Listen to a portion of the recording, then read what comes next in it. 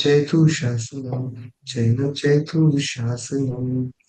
मोक्षमार्गस्य नेतारं वेत्तारं कर्मभूभृतां ज्ञातारं विश्वतत्त्वानां वन्दे तद्गुणलब्धये वन्दे तद्गुणलब्धये वन्दे तद्गुणलब्धये.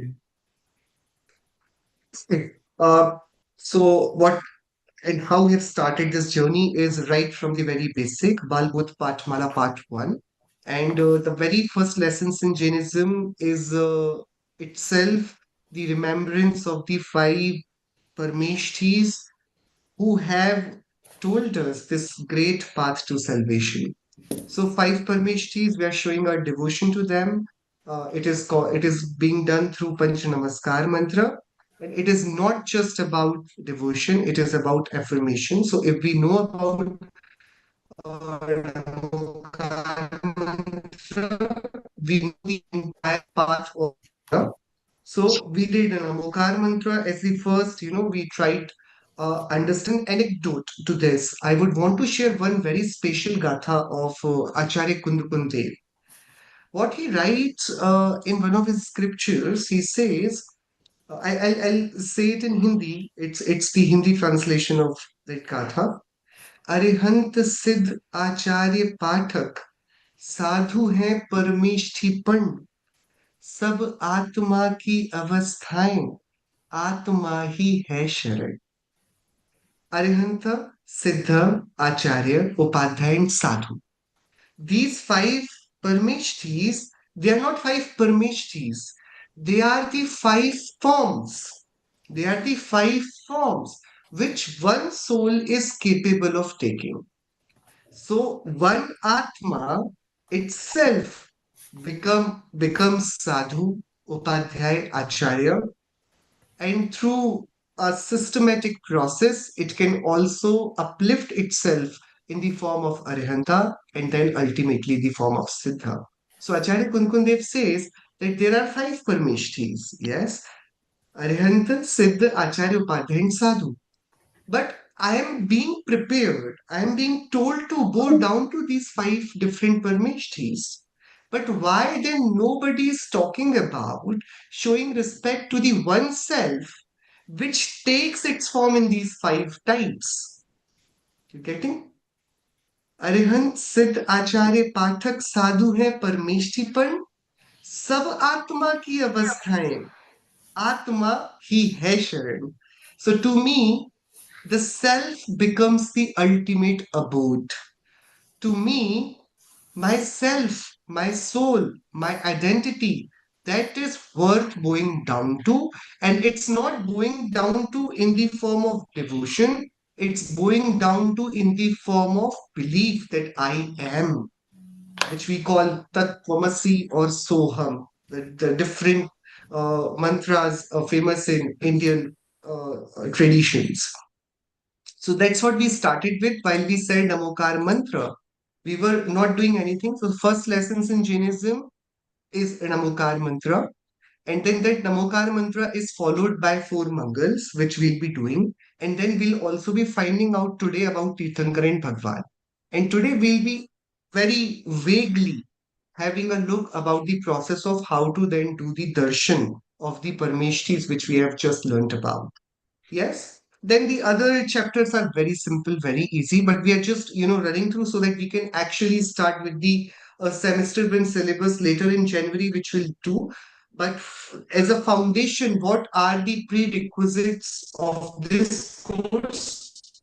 We have started with the very foundation of Balbodh Patmala Bhagwan. Okay. Uh, yeah. I'll share the Gatha in half when we conclude this class today. Okay. So Namokar mantra is what we did. Namo Arihantanam, Namo Siddhadam, Namo Airiyadam, Namo Uvajjayadam, Namo Loe Sattva Sahudam. Right? So Arihant, Siddh, Acharya, Upadhyay, Sadhu. These are the five different states of self which the self is capable of taking. What are the other forms that self can be found into? What are the other possible forms that the self can undertake? So one form which you can see, I can be a human. The other form that I can also be an animal. So you have the other forms of life. The animals also have life. They have the same joys and same sorrows like what we have. Their sufferings and pains are all identical to our sufferings and our pains. Their joy, what we find enjoyable, what we find pleasure in. So we both are just different bodies, different hardware, but the same software. So the other forms which self is able to undertake, there are many forms. So I can be a dev, I can be a celestial being, I can be a dev. Or, the infamous dev, they're called with different names. Like, some would call them, ghosts. So they are also there. So something that you cannot comprehend or something that you can very well imagine that, okay, how well would it have been if I could fly? So yeah, so there are beings who can fly. We call them they. How would it have been? It would have been so good if I did not have to cook and eat. Yeah, so such beings exist. They do not have to cook, they do not have to eat. It's like they have their life filled with all luxuries of life and no pain, no troubles, no struggles of life. We call that state Devagati. The second state is the opposite of Devagati, the Naragati. Everything but an opposite. So you wanted that, how great would it have been if I did not have to cook and I did not have to eat?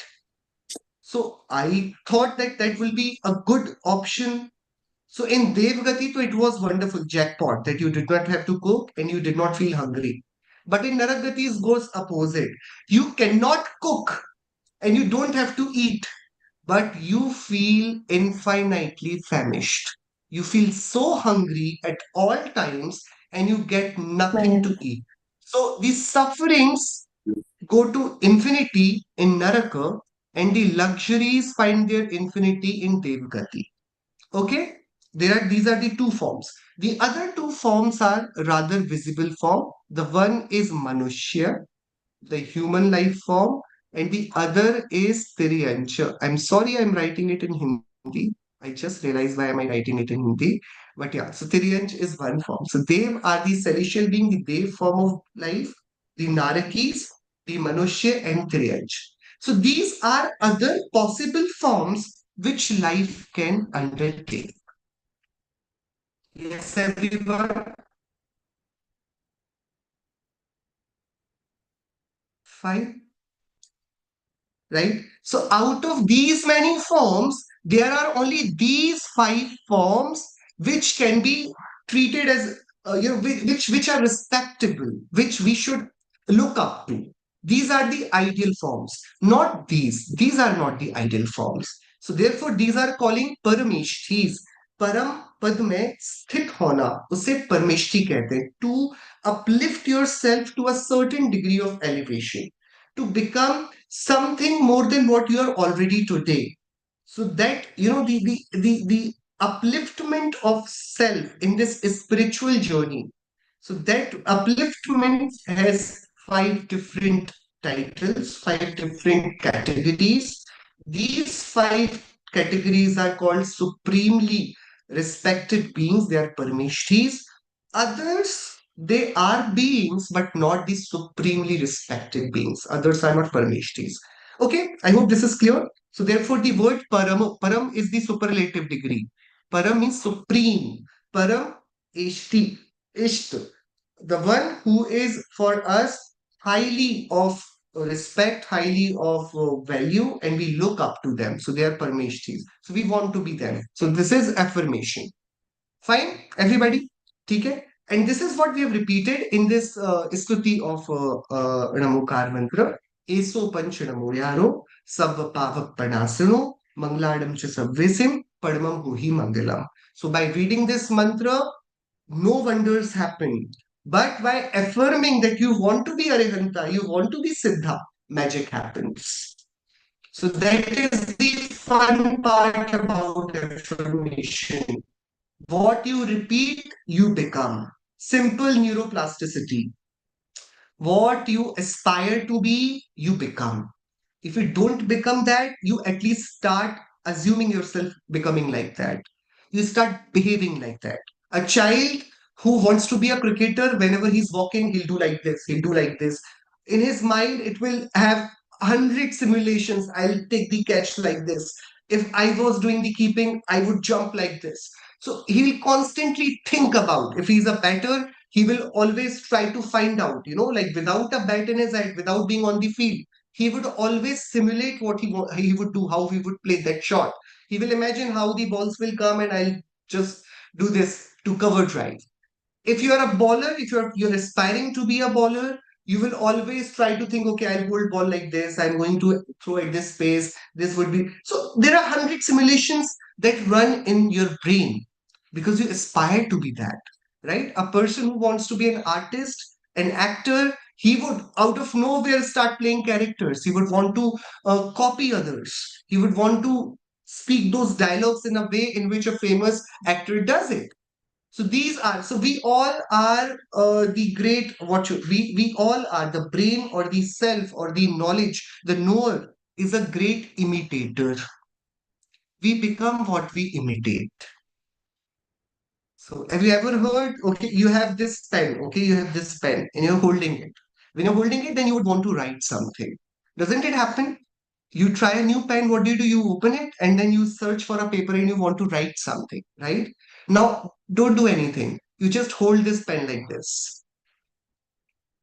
Hold it like this. Now, what will you want to do? Now, the action is changed. You take out the knife in your kitchen and how you usually make salads. But you hold knife like this and you will see there will be a sudden change in your thoughts. Just try thinking about it. You hand over a flower to a child. What will he do of that flower? You gift that child a gun, okay? A simple plastic gun. And then suddenly he'll do like this. And now, because he's playing games which involve guns, now he does not need gun. His hand becomes gun. He will start doing like this. I'll do this, I'll do that, I'll do this. So a brain, the self, the knower, is a great imitator. What gets repeated becomes part of her personality. And this is what in scientific term we'll call it neuroplasticity. In Jainism's terms, we'll call it bhavna. We'll call it the affirmation that I am Ravikant ho. repeating to myself that I am pure, I am shuddha, I am siddha. This is the repetition which we are doing. It is positive self affirmation, which is going to translate into something bigger. Everybody, we are on the same page. I hope everybody is. I am not going too fast. Right. So this was the first lesson in Jainism, Namokar Mantra, and the Stuti of Namokar Mantra.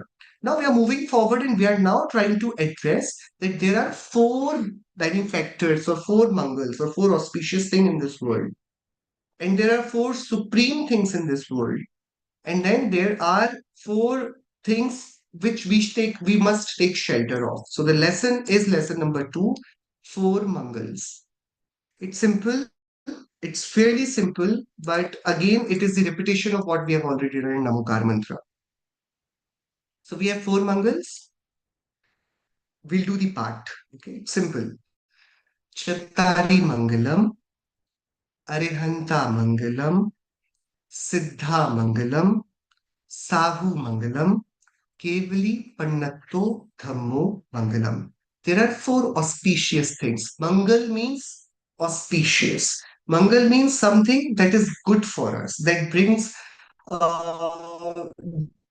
divine to us. Something unexpected happens upon taking something's shelter that we'll be calling Mangal. Okay? So there are many Mangal things. There are like India is very famous for these words. You must have heard in the context of marriage whether the girl is Mangalik or the boy is Mangalik. Have you heard this? They match the different numbers in astrology and then they label like this before when it's a scene of arranged marriage in India. This is a very infamous word. Ladki mangalik hai, ladka mangalik hai. Have you ever heard about it? Anybody? No, not everybody would have heard about it. Yeah. So now Yes. that Mangalik, so Mangalik in terms of Sanskrit is a very pious word, very beautiful word. Mangalik means somebody upon in whose presence the good things happen. So he's a good omen, I would say, right? But in terms of astrology, a person who is Mangalik cannot be married to a person who is non-Mangalik. Otherwise, he would become the invitation of death to the other person. So if you get married to a Mangalik person, all the best. You might invite your death. This is what the general connotation of half-baked astrology looks like. Yeah. We are trying to address this word mangal. What does mangal mean? So mangal has two forms. See, somebody can either help you by doing good to you, or they can help you by keeping the bad away from you. There are two ways to do benefit to you, right? Either I do something good to you, or I stop the bad coming to you. I stop the bad from coming to you. So either the bad will not reach you or the good will reach you. In two ways, I can help you. Correct? So Mangal has these two meanings, something which takes away all the bad from you and which brings all the best in you. That is called Mangal. So, how many things which are auspicious, which are Mangal in this world? So, it is being said that there are four things. There are four things. Chattari Mangalam. There are four things which are auspicious. What four things? Arihantas are Mangal, Siddhas are Mangal, Sadhus are Mangal. So sadhus will include Acharya and Upadhyaya as we discussed in the last session. And foremost and most important thing, Kevali Pannato Dhammo Mangalam. Kevali. Kevali means only. So the being who is only Gyan means who is not rag, no attachments, no aversion, no passions, no sin, nothing that includes impurity of thoughts. A person who is pure consciousness and nothing else. The soul without all the attachments, a soul without all the bad thoughts or good thoughts, no thoughts, just the knowledge, pure knowledge. We are calling it Kevali. Kevali means the only knowledge. So Keval Gyan means pure Gyan, means a Gyan which is Vitaragi, which is beyond rag and dvesh, which is beyond attachment and aversions, which is beyond virtue and vice, which is beyond punya and pap. That Gyan is called Kevali. That Gyan, which is Kevali, which is without rag and dvesh, which is Vitaragi, that Gyan, whatever it will say, will be trustworthy. Whatever it will say will be authentic because it will not say anything out of partiality. It will not say anything out of its own agenda. It will not say anything out of the willingness to gain garner praise, to have more name, more fame, more number of devotees should come to my mandir. I must be the biggest dharma on this earth. There is no wrong intent. The intent is not to have room. You are cavil, so you are just being impartial and you are just telling what it is. And it's a simple thing. If a 3-year-old child takes up, what should I say, picks up a calculator and he punches 2 plus 2. Okay, on a calculator. A 3-year-old child who has not even learned counting till 10, okay, who is yet to start his preschool.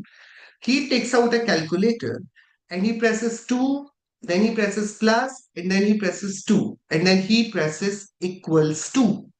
What will calculator say? 4, right? Now, a great mathematician holding like three different PhDs in single mathematics only, he again approaches the calculator and he asks the calculator 2 plus 2. What will calculator say? Same thing. Will calculator not respect this mathematician more? And will calculator not try to discount it answer looking at that innocent child? That calculator does not care. If you have asked it, what is 2 plus 2? It will answer. It will not look at you and then answer that, oh, a mathematician is asking. Let me add some flavor to this answer. It will not happen like this. Similarly, if an ignorant person, a person who is wild, who is violent, who has all sorts of shortcomings possible in a human being, and he reaches Bhagwan Samavsharan and he asks something. And a person who is Gardhar himself, who knows all the knowledge that is possible for a human being, and he asks a question to Bhagwan, will Bhagwan give different answers to these two people? If he does, then he becomes a partial Bhagwan because he's not speaking from the perspective of how the things are, but he's judging the seeker and he is making his answer come down to that level of the seeker, of the person who asked the question. And that's where the credibility of the commentary it is lost. So therefore, Acharya Dev says that dharma is mangal, dharma is auspicious. But which dharma?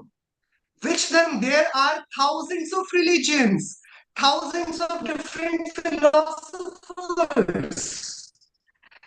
Everybody has multiple things to say. Nobody talks about, one, do not let anybody live with peace. No Dharma Guru says that. Every Dharma will say, do charity, help everybody, remember your God, be kind, be humble. That's what all religions are saying. So every religion is saying the good things. How do I ensure which religion is going to benefit me? So this adjective has been put in it has been prefixed to dhammo. Which dharma is mangal? Which dharma is mangal? The dharma told by a keval gyani bhagwan. Dharma told by the pure consciousness without any emotions, without any rag, without any dvesh. Yes? And this is where everything gets and falls into place. Let's have a quick discussion on this. Yeah? Because this requires a bit of brainstorming. See, there are too many religions on this planet, everybody. Yeah? Forget about too many religions. Forget about it. Let's zoom in. Let's come to Jainism itself.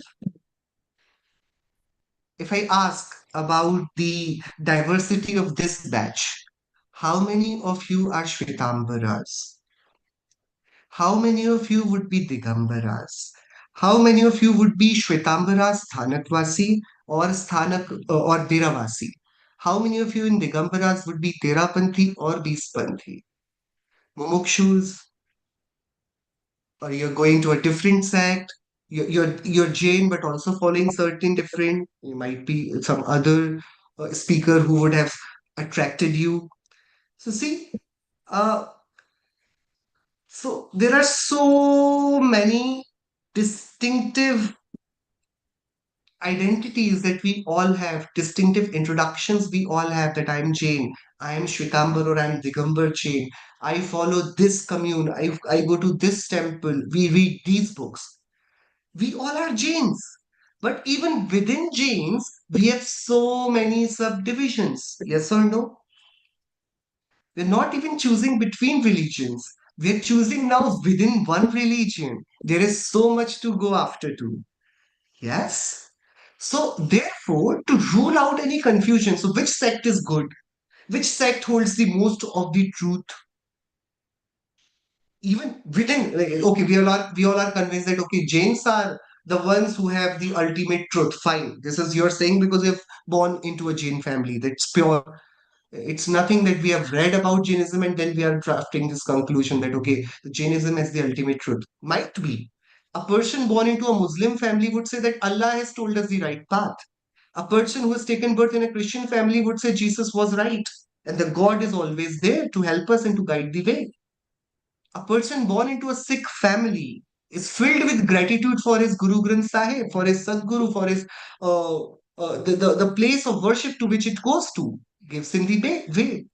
A person having taken birth in a Vaishnav family hails Lord Vishnu.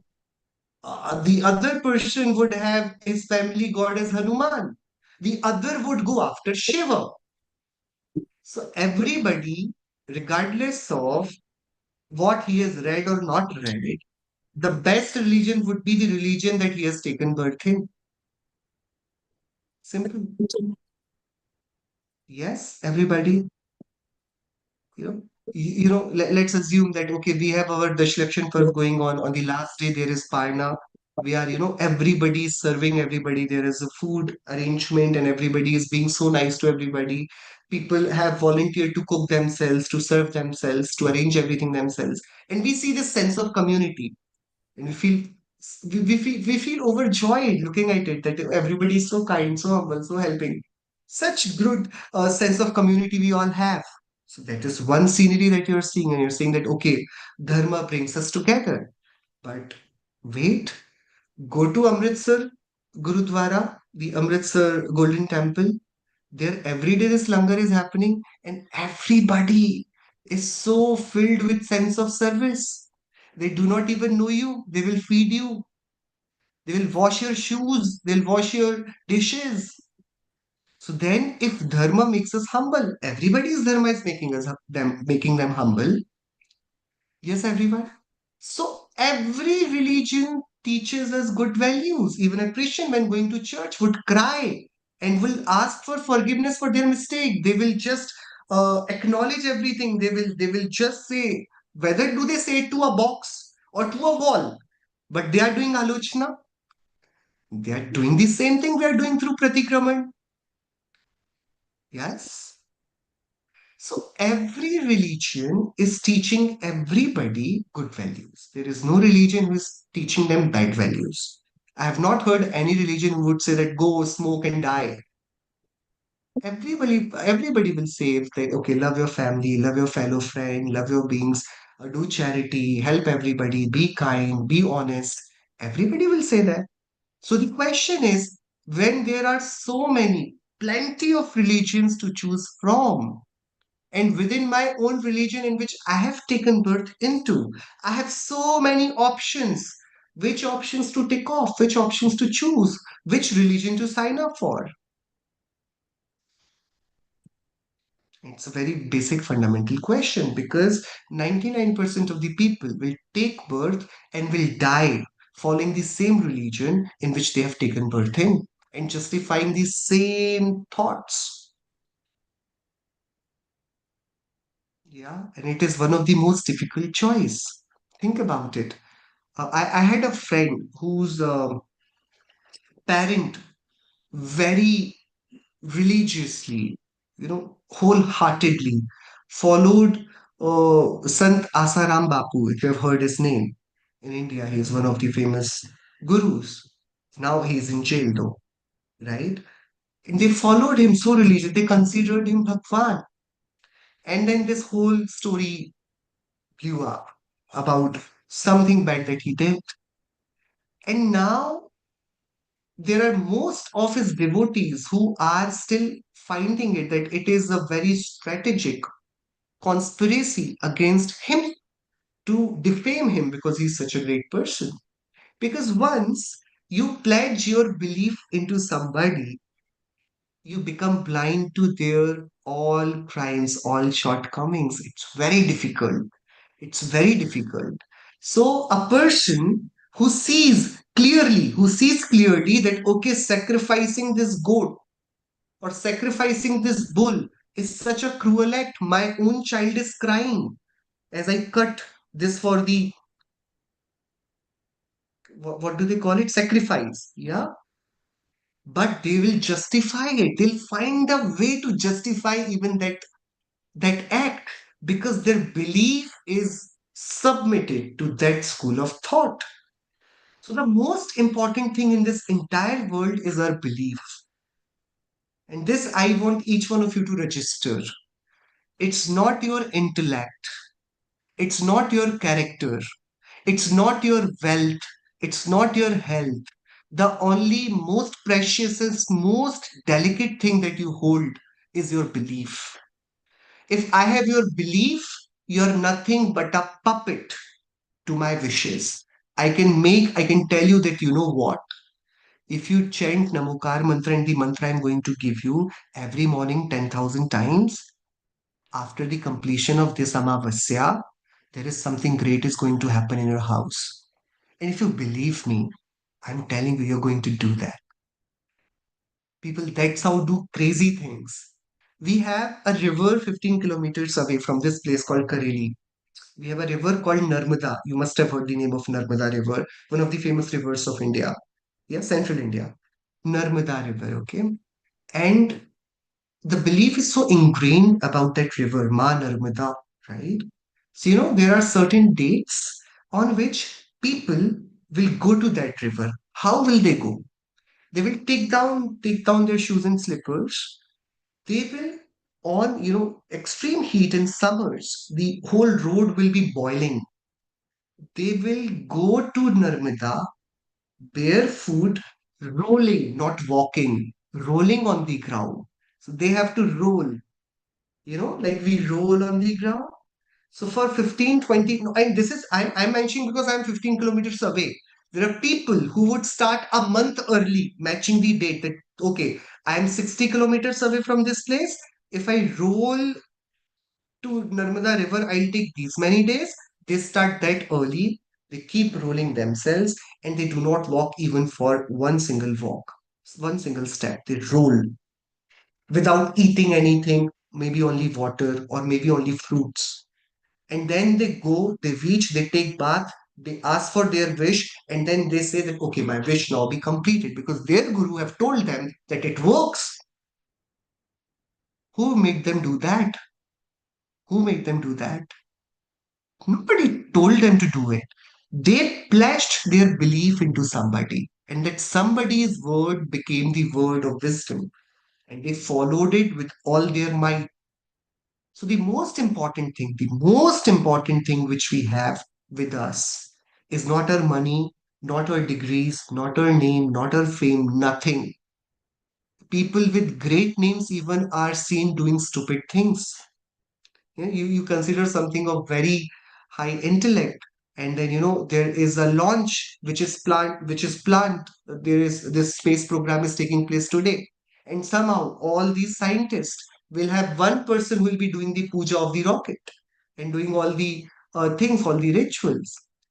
Yes, there is no evidence of great gods helping your rocket fly apart from your technology, which by years of research you have developed.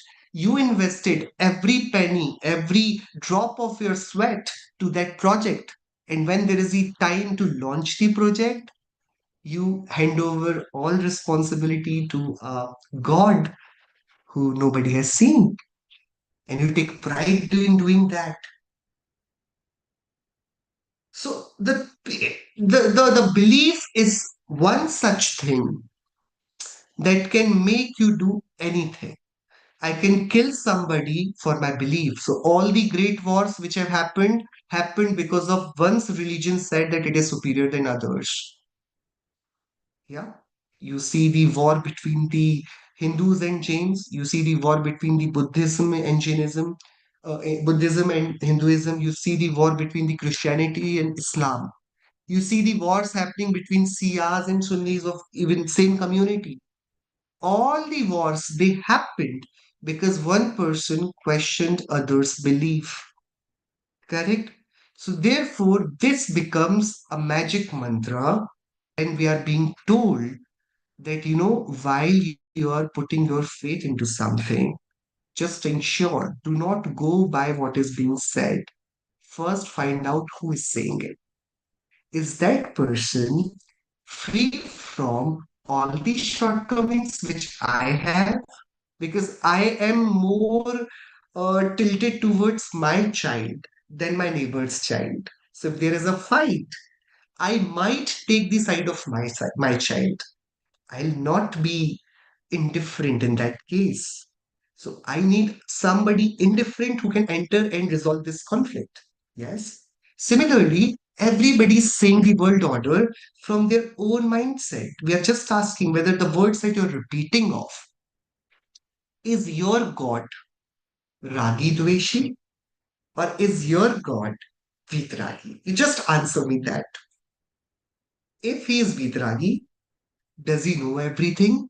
Is he omniscient? Because if he is Vitragi and has impartial knowledge, then there is problem.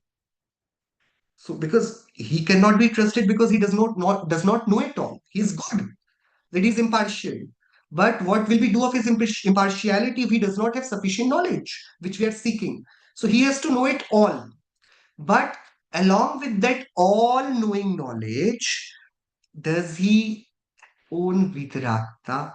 So we are calling it Kevali Pannato Dhammo, the dharma which has been told by the Vitragi Sarvagyas.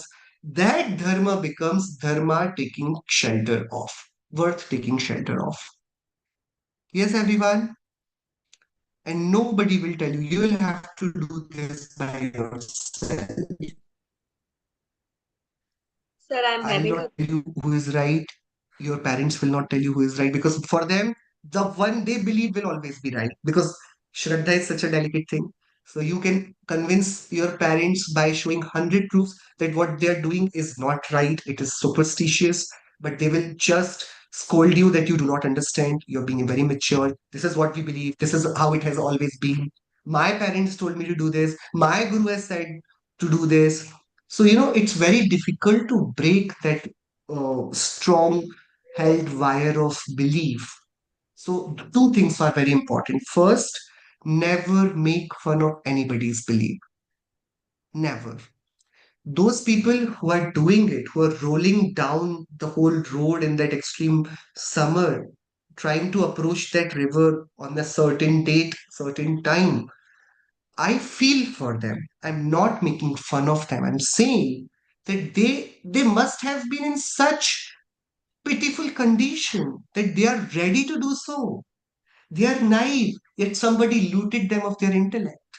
Yes. So never make fun of anybody's belief because whatever they're doing to say they are in great trouble and they are seeking somebody's help. Nobody's helping them. So they're asking a imaginary God to help them. They're trying to do some rituals in the hope of getting an answer. So never make fun of anybody's thought because their belief is their identity. So if I start making fun of a person who is reading namaz on a airport, then I'm making the fun of their identity. Because for them, it is very pious. It is what they think works. So first thing is, others' beliefs are not our problem. That is the first part of the story. But our belief is very much our problem. That will decide what my identity is. That will decide what my introduction would be. And therefore, I should practice utmost caution while crafting my belief. Whoever is telling me something to do, I must counter question that where did you get to know this from? What is the proof? Why should I believe in what you're saying? I just told you that there is Narak, there is Swarg. Have I seen Narak? Have I seen Swarg? Have you seen? The animal kingdom is all there in front of us. The vegetation, flora, fauna, everything is out there. I can believe. Okay, you say water has a G, fine, I agree. Air has a G, agree. Soil has a G, agreed. Okay. But from where are you taking this rubbish of Dev and Narak? किसने देखा है नरक है किसने देखा है स्वर्ग है I told you and we all believe बचपन से ही do not speak lie otherwise will go to नरक नरक जाना है क्या ऐसे कोई बात करता है क्या we have been hearing all these things from our parents from our teachers in our community narak and swarg you do these many vrat you'll go to swarg solva swarg you'll go to right southern swarg you will go to sarvar siddhi you will go to. But how did you know that they exist? So the question must arise that why would I believe in a world metaphysics which you cannot justify? Why am I even believing it? Then you will see one day and go to a theater and there is a movie called Oh My God. Have you seen that movie? Oh my God, Paresh Rawal movie. Yes. And then a good argument will be said that okay, नरक कुछ नहीं है, इन लोगों ने डराने के लिए बनाया हुआ है, कि वहां पर पकोड़े जैसा तलेंगे, तेल में डाल देंगे, ये सब. The argument he will say, and then you will start questioning, oh, he is being right. Because you did not ask this question for yourself first. Now somebody else has already conceived one answer, and then in front of you starts asking that question. First you question yourself, oh, I did not think it like that. And then he gives you right away the answer. Then you starting, oh, he's right. It might be the half-baked answer, but because you did not have a question at first place yourself, you find that half-baked answer so true. Because the question is new and the answer is instant. You start correcting your belief then and there, right? So it's very easy. You go and read arguments. You read arguments. My question would be that the God, if he created this world, cannot be all loving. Because if he was all loving, why will he create children without parents? Why will he have orphans in this world? Why will he create poverty? Why will he create provisions for such ugly thoughts? The rapes are happening, the terrorism is flourishing. If a God is all loving, he did not create this universe. If he created this universe, he is not all loving. Simple, simple. Now you put forth this question and you go and you'll have hundreds of videos justifying that, the God is all loving and he's created this universe. And they'll give you such good logics that you will somehow find yourself convinced. So that's what I'm saying. Anybody can convince us for anything. We are very easily convincible people. And belief is such delicate thing. We are already tilted towards our own beliefs. If somebody says that this is not like this, and somebody else says in a louder pitch that this is like this, and if I myself believe that this is like this, I will already side myself with this person. So, therefore, it is very important this one word, Kevali Pannato Dhammo Mangalam. It is telling us that please, whatever information you have, just ensure whether the source of it is a Vitragi Sarvagya, no matter what God he is then. If you call Vitragi Sarvagya Brahma, I go down to Brahma. If you call him Vishnu, I am surrendering myself to Vishnu. If his name is Allah, I have no problem in going down to Allah. Is he Vitragi or Sarvagya? If he is all Vitragi and all Sarvagya, then whatever name you name him, by whatever you call him Buddha, I am devotee of Buddha. I do not care.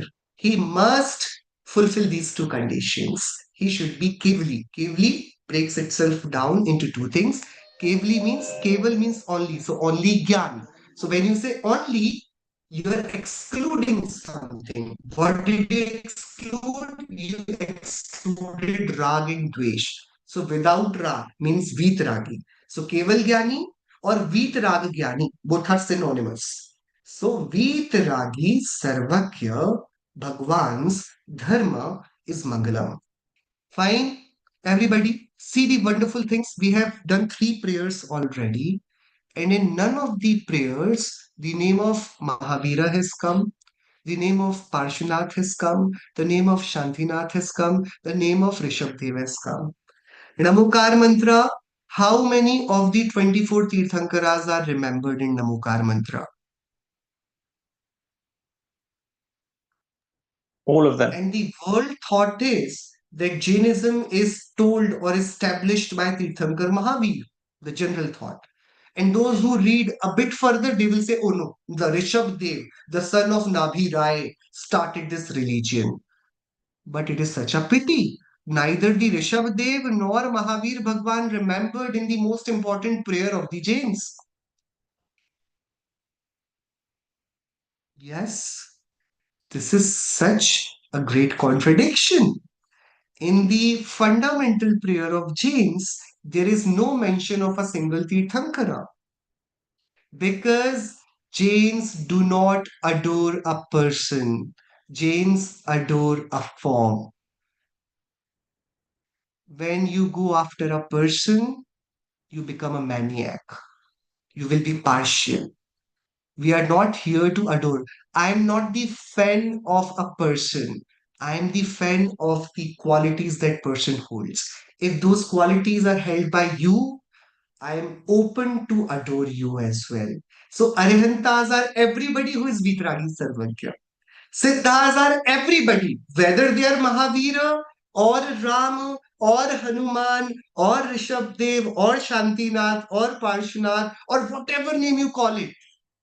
If you are qualifying the qualities of Arihanta, you are you are respectable for me. I bow down to you.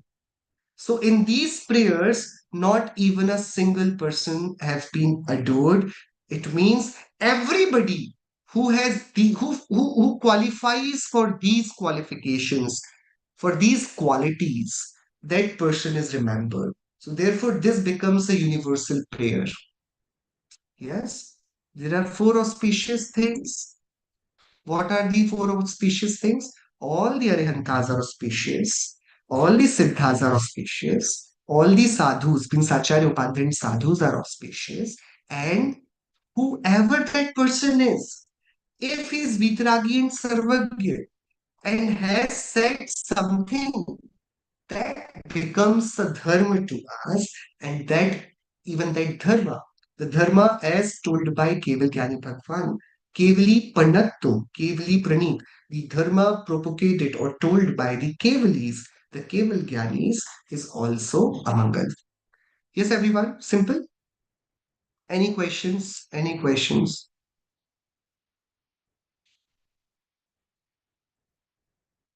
Sir, am I audible? Yes, yes, yes, Sir, I'm having a question that in that example which you gave, like Narmada, Parikrama and all. So if their yes. belief system is forming out of that Kriya, that while doing this Kriya, I'll leave upon my rag on my body and dvesh and all.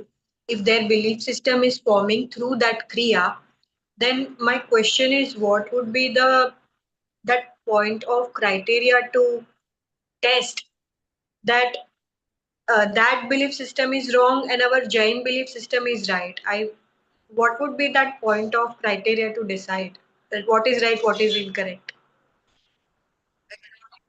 Amazing question. Amazing question.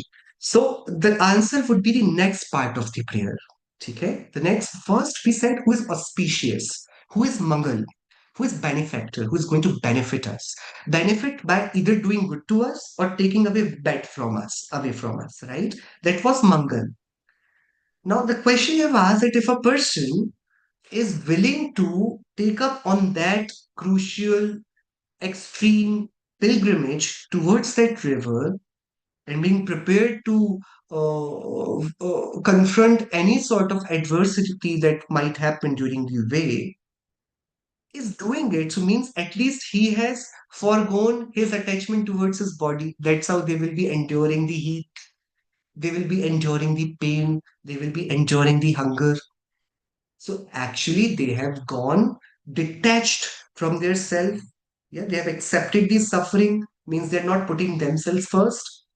Correct. So they are also doing it in a way which is Vitaragi. So the second question that how do we find out that what they're doing is wrong or what we are doing is right? Correct. So the second question, your question is being answered by the second part of this prayer. There are, sometimes what is more important? Sometimes it is not about having what will you have. Okay, what will you have if I ask you that what you want to have? It's not about having the correct amount of things, correct type of things. The more important thing is about wanting the right thing. I can have many things, but do I have things that I must own, that must be seek? So, what is it that we must seek? We all have desires, right? So, I would want a great position in an organization.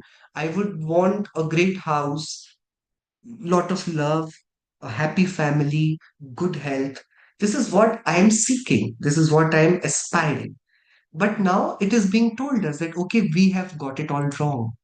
There are four things which are supreme and which must be seeked for, which must be desired.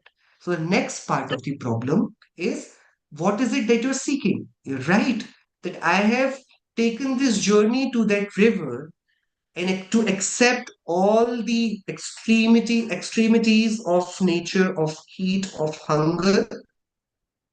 But for what? Because I want a son. Now, I am seeking something out of that endurance, right? So the next question is that what is it that you are seeking, that you're idealizing? So in the second part of this poem, it is being said that what is worth idealizing? We are calling it Uttam. So there are four things which are top notch, which are the best, which are Uttamo, superlative degree, the best of the best. Chattari Loguttama. Loguttama, log means lok. Lok means world. In this world, there are four luxuries, four types of supreme things which everybody must look up to. Four things. First is Arhanta. It's very simple prayer though, because it is a lot of repetition. We said earlier, Chattari Mangalam, Arihantamangalam, Siddhamangalam, Sahumangalam, Kevali Pannato Dhammo Mangalam. Now we are replacing the Mangalam with Uttama. And Uttama in the whole world. So best of the world. So Chattari, Loguttama, in this world, there are four supreme things. There are four Uttam things. Arihant Bhagwan is Uttam. Siddha Loguttama. In this world, Siddhas are Uttam. Sadhuruttama in this word, Acharya Upadhyay and Sadhus are Uttam, and Kevali Pannato Dhammo Loguttamo. The Dharma, as told by Keval Gyani Bhagwan, is supreme in this world. Now, to take your question, what is it that we want? Let's say I should have good health. Does it mean that I am asking that I should never die? How many of you don't want to die?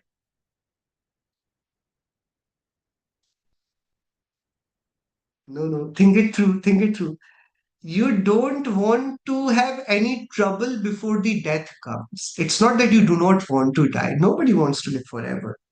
You just want that, okay, until the last day, my life routine should go as it is. There should not be admissions to the hospital. There should not be any back pain, any toothache, any hair loss, all that, right?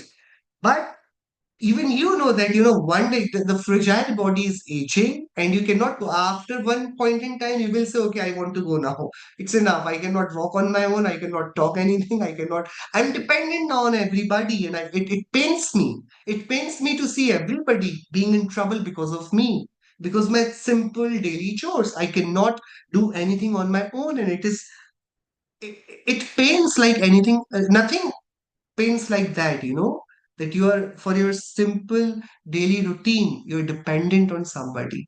You're waiting for somebody to feed you, to take you to the washroom, to change your clothes, to remove your jacket, or to have you have a quilt over you. You need somebody's help. If there is a mosquito there on your cheek, you can just watch it biting you. You're not able to move your hands even.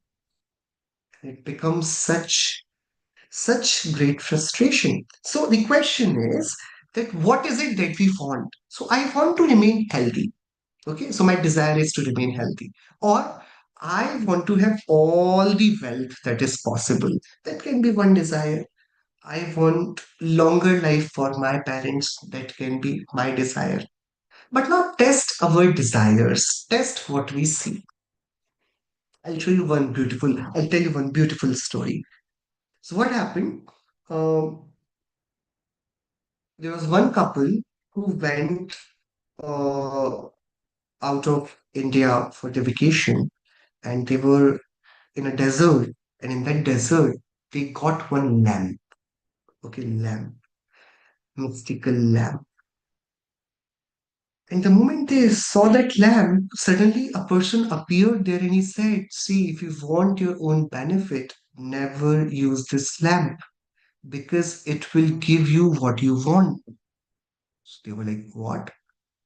If it will give me what I want, why are you telling me to not use it? But they were very scared because the whole background music and the way he said it was very scary. So they said, okay, we'll not use it, but it looks so antique, so good. We'll just have it in our house. So they took that lamp, they flew back to India, they came back to their village, and they put it in their showcase. Then their family friends come in. They were very troubled. They were dealing with financial issues. And then they were really crying and all. And then they suddenly see, what is this? Is that made up of gold? What is it? Nothing, nothing, no, it's nothing. No, what is it? Tell us. So he said, okay, we went to this place, we got this lamp. Somebody came out of nowhere and he warned us not to seek anything. It gives three wishes and it fulfills what you want. And both the husband and wife, they had glimmer in their eyes, and they said, oh, please, if you are our good friends, if you're not asking anything from it, give it to us. After asking three wishes, we'll return it to you. You can again put it on a showcase. They said, okay, fine. If you want it, you want. So then they took it to their house, and then they sat down. What to ask, what to ask, what should be the first wish, what should be the first wish. And they said, okay, let us do this. The first they said that, okay, we are struggling with financial issues. Let's solve it for once and all. Let's call for about 1 million gold coins. That's fine. Yeah, that should do. So they both agreed, yeah, that should do. And then so they sat together, they hold that lamp, and then they say, oh lamp, we want 1 million golden coins. Suddenly the lamp, lifts itself into the air majestically, and some shivering happens, and then it falls down on the ground. And achanak say, what happens? There is a knock on their door. So they are astonished what has happened. And then they go and they open the door. On their door, there are people sent by the king from their court who were holding, what do you call it, a plate filled with golden coins. And they said, the king has sent these gold coins to you. And they could not believe. And they, their eyes widened and they're like, whoa. And they are about to accept it. Then they said, hold on. We also have to tell you something. Your son, who was fighting for kings, he passed away in the recent war that is going on. And so the king has sent these coins. So their son passed away in a battle fighting for the king, and the 1 million coins were sent back. Now these people went bad. Now they realized, okay, that's why is it said that you do not seek anything. So now they again go back to that lamp and then hold it together, and they said, okay, we want our son back. We want our son back.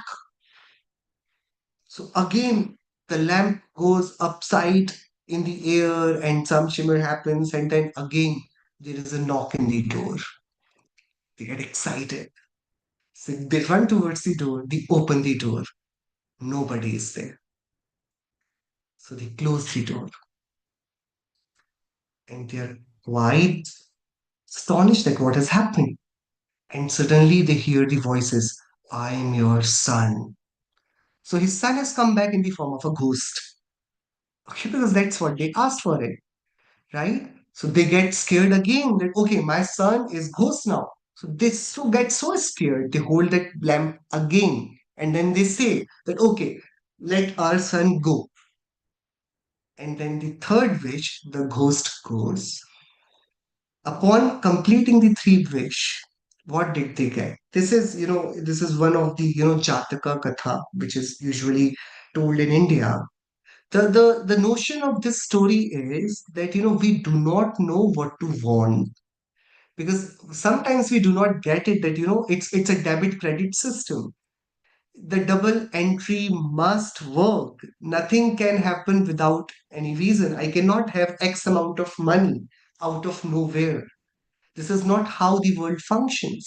So if you seek something, then there must be some paying that you have to do. You have to pay for it. Therefore, seeking is barred in Jainism. If you're desiring, it is called a crime, because you do not know what to desire. So, whenever any act of dharma is done with desire, or whenever anybody tells you to do something so that you will benefit by that if you do these many malas, the wealth will get shower in your house. If you do this upavasa, you will have your promotion. If you do this, you will have that. When the dharma is telling you to do something in exchange of something else, that is a sign that something wrong is there with this. Because getting or seeking peace is the part of dharma, not seeking things out of doing is part of dharma. We are not beggars. If we had to beg, we would then do it more authentically by being a beggar, and we'll sit down on a roadside and ask for it. Going into a temple and being a beggar is a different kind of beggar then. So, what there's a simple formula to know what you ask, that whether do we know that that is his path is right or not. Whether at the very core of that learning, is it the game of desires? Is it the game of wanting one thing in term of another, a transaction that, okay, I will keep myself hungry for 10 days, and then you send all the delicious food to my house on the 11th day, then this is a business transaction. Some people pay by money, you're paying by hunger, you're doing business. This is not dharma. So if it is a function of desire, it means it is the dharma propagated by businessmen, by Ragi Dveshi Deva, not by the Vitaragi. So just check whether what I derive out of this action increase in taming my desires, or it feeds my desire. If it feeds your desire, it is a wrong dharma. If it tames your desire, if it uh, turns the fire of your desires off, then it is the right way, the right path. Dharma does not fills us with all the luxuries and accumulation. The dharma fills us with contentment, with santosh. If it fuels our desires, then it is not the dharma, it is adharma. So there are four things that we must aspire for, not for wealth, for not for money, not for health. I want to be Arihanta means a soul which is Vitragi and Sarvagya. I want to be Siddha means a soul which is free from karma. I want to be Sadhu means the soul which has left the mundane behind for the higher purpose. I want to have the practice of the dharma which is told by Vitragi Bhagwan, because that is the most precious, most luxurious thing in this world. So, this is the second part. How do we know what is Mangal? If it leads you to Uttam, that becomes Mangal. Okay? So, Mangal leads us to the Uttam. So, how can I attain this Uttam? How can I have this luxury? You'll have to want it. And how do you want it? How you can have it? How do you want it? Because it is the game of aspirations, right? So, how can you have what you want? How is it possible? By taking shelter of it. By taking shelter of it. So there are four abodes, four sharan, shelter, four refuge. So we are doing the third part of this prayer, which is Chattari Saranam Pavachami. Now this relates very closely with Buddhist tradition. In Buddhist tradition, we say Buddham Sharanam Gacchami. You must have heard about it in certain plays or certain books, right? So, similarly, we are saying If I know that Arihantas are the benefactors, they are auspicious things. If I know Arihantas, Siddhas, Acharyas, Upadhyayas, Sadhus, and the dharma propagated by Arihantas, that is Uttam, then I want to have that Uttam Dharam, Uttam Sadhupana, Uttam Siddhatva, Uttam Arhatatva. So then, how do I attain it? So I promise to myself. We commit ourselves to these four people. So the third part of the prayer is of submission, that I submit, I offer myself. Chattari means four, Saranam means refuge, shelter, abode, Sharan. Pavajami, I take abode of these, I take their refuge. So there are four people whose refuge we must take. Arihante Saranam Pavajami, I take the refuge of Arihantas. Siddhe Parnam Saranam Pavajami, I seek the shelter of Siddhas, the refuge of Siddhas. I seek Sahu Svarnam Pavajami. I take the shelter of sadhus, acharyas and upadhyayas. Kevali Pannatam Dhammam Saranam Pavajami. I take the shelter of Kevalyani Bhagwan, the dharma propagated by Kevalyani Bhagwan. I take shelter of it. Okay? Now I'll read all the translations of these three prayers made into one. Okay?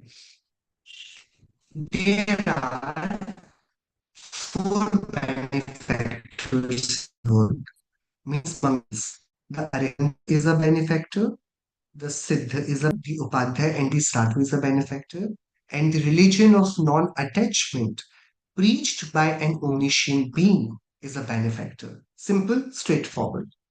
A benefactor is that which removes sin, means which takes away the bad and brings real happiness and does something good. So, Mangal is something which removes sin, which removes pa, delusion, attachment, and aversion, and brings real happiness, the innate happiness. The five Parameshtis are themselves embodiment of benefaction, and devotion to them brings supreme happiness. Fine? This is what about four Mangal says. There are four supreme entities in the world. The Arihanta is a supreme entity. The Siddha is a supreme entity. The Sadhu, that is the Acharya, the Upadhyaya, and the Sadhu is a supreme entity. And the religion of non attachment, preached by an omniscient being, is a supreme entity. One who is the greatest in the world is called supreme.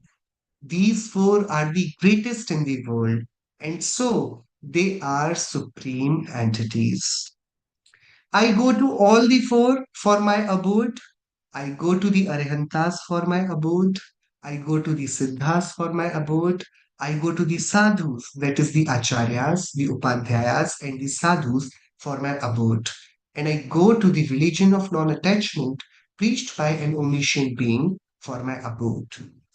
Abode means shelter. Shelter in the five Parmeshtis means following the path shown by them and taking refuge in one's soul. The person who takes refuge in the five Parmeshtis obtains bliss and becomes free from all the miseries that is the cycle of births and deaths of the world. Simple, simple, very simple, right? So I'll stop here for a while and we can treat it like a break of 5-10 minutes and I'll throw a question. Okay. If you have any questions first, please ask.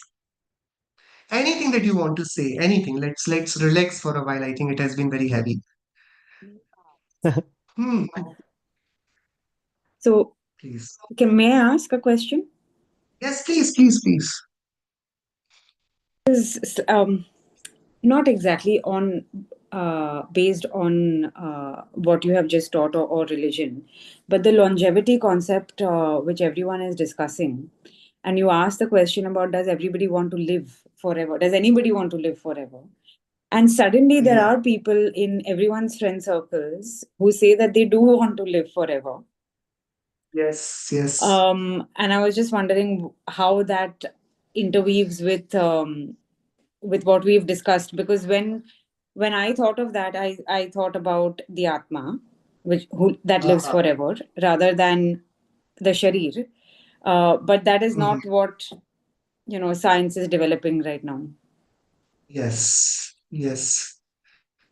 Fine. So it's simple. It's fairly simple. If I want to live forever, what is wrong in this?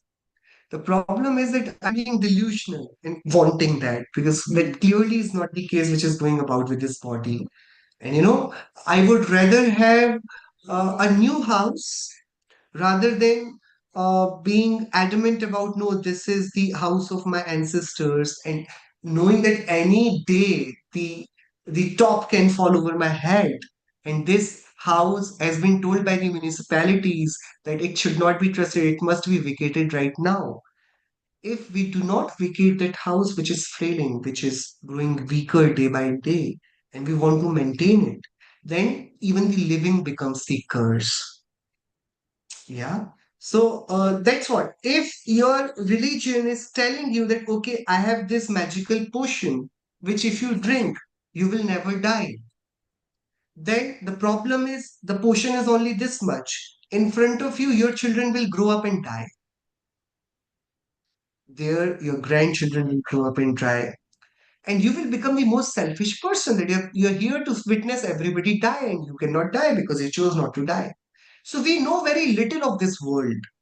If we say, okay, none of my family members will die, so okay, fine, you're earning well right now because you have 12 members in your family. Now you're not, children are not dying, they're reproducing, they have four children each. You had two children already, eight are their offsprings. They become eight couples 20 years later, they have two children each. After that, you will say, okay, somebody should go away of this house. We cannot maintain this. So it's good and flowery that we say that, okay, nobody should die. But the moment, the day everybody stops dying is a day that will be the most tragic one for each one of us. Yeah. So then we would, because see, the next problem with that is what Mahavir Bhagwan is saying. You cannot live forever. That's why you're craving dying. What Mahavir Bhagwan says, he goes steps further. The day you stop dying will be the day you will start craving for death. Because it is not life or death that you're used to, it is the craving that you're used to. Hmm.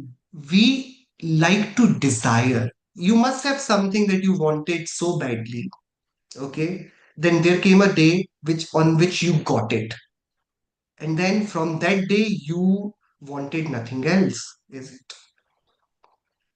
So you did not want anything else after that day? Oh, you're asking me a question? No, no. I get what you're saying.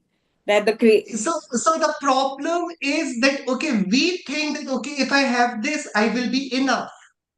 But the reality is that we are never enough, Hmm. because we are not um, devoid of things.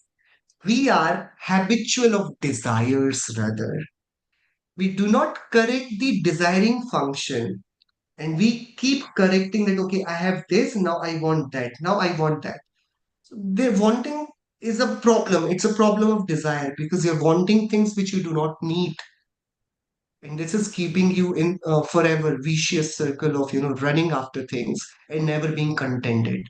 So, yeah, it might look like attractive thought that I would want to live, but if ever you encounter a person who says that, see, I have something magical and I can make you live at least for 200 years, from very far, just bid that person goodbye, because you do not know what you want. This is the problem. Yeah. So the only thing to be cautious about this belief is, if the person who is selling his belief to you is playing with your desires, then that person is a dangerous person. Simple check is this. If I say that, okay, come to me, follow what I'm saying, and I am going to fulfill all your wishes, I am a dangerous person. This is for everybody. This is for whoever claims. So Mahavir Bhagwan never said that, okay, come to me, I'm going to solve all your problem.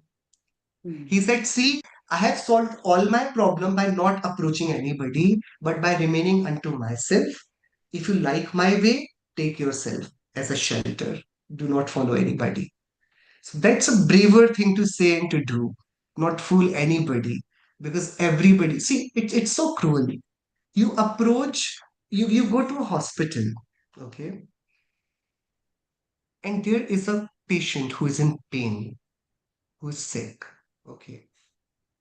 And then, because you have your own hospital and you have this sophisticated machinery and you have all sorts of equipments, you know this is not going to help that person.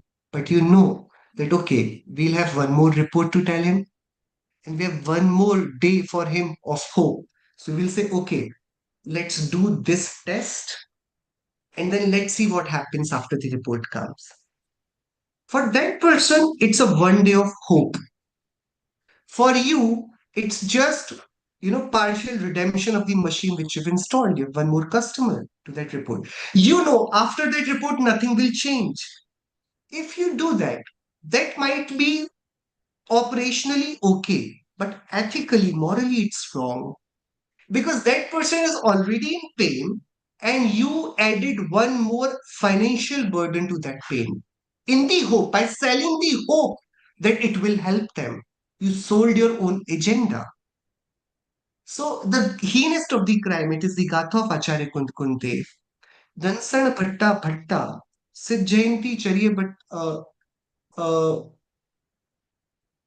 जो दर्शन से भ्रष्ट है, मतलब उनकी मूल गाथा दर्शन पाहुड़ ग्रंथ की है. दर्शन पाहुड़ ग्रंथ में ही says that the biggest crime is what? Biggest crime is to loot somebody's belief. When you kill somebody, you go to narak. But when you fool somebody, you go to Nigod. There is a difference. What is narak? I will ask simple question. One sensed organism and five sensed organism. Narak is five sensed organism. You go to Narak, you endure all sorts of pain. But when you go to Nigod, there is no pain because you cannot feel anything. You become one sensed organism, right? Which is bigger punishment? Which is bigger punishment?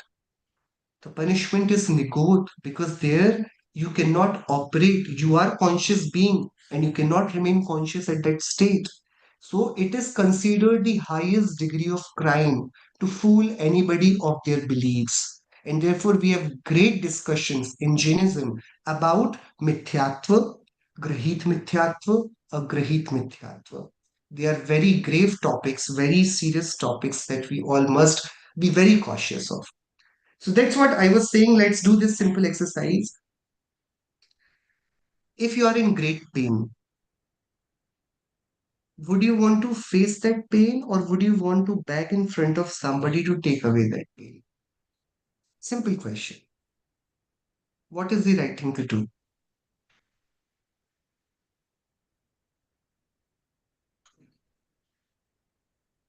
I'm The asking right. each one of you. We all find ourselves in such situations where we think that, okay, we are in soup, we are in problem. Barabar? And the easiest way is that you find somebody who can help you out by that. Fine. So let's say if you are in pain, should you seek help or should you not seek help? And by help, I'm meaning not the help of the doctors, help of the lawyers, no, financial help and the professional help that you must take. I'm talking about the superstitious help. That, okay, if I go and do darshan in that temple, something magical might happen. Hello? I think depends how strong your belief is, right? I'm I'm not asking about whether personally to me. I'm talking about the ideal case.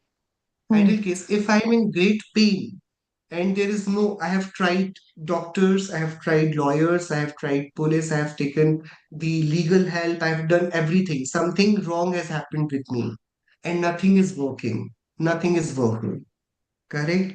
I am asking, should we then knock the door of the Almighty, going to a church, going to a temple, going to a pilgrimage, something, and seek help? help of the divine intervention. Should we or should we not? I'm asking this. No. अरे नमोकार मंत्र तो पढ़ लेना No. चाहिए एक बार. Bhaktamrit Path, do some Shanti Dhara, Mm. start going to the temple and do prakshal on daily basis. I Maybe. think human nature will make us Do that, yes. want to go and do that. However, Bhagwan is not there to give you anything. It is your Shraddha that you think you will get something. Therefore, Why human nature is being blamed? How can we generalize it? Let me change the situation now, okay? I borrowed a sum from you. I took a loan from you, okay? I thought I will earn and I'll repay you.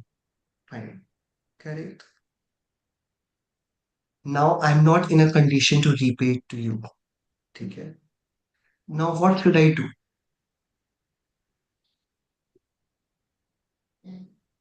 mm, Either I can steal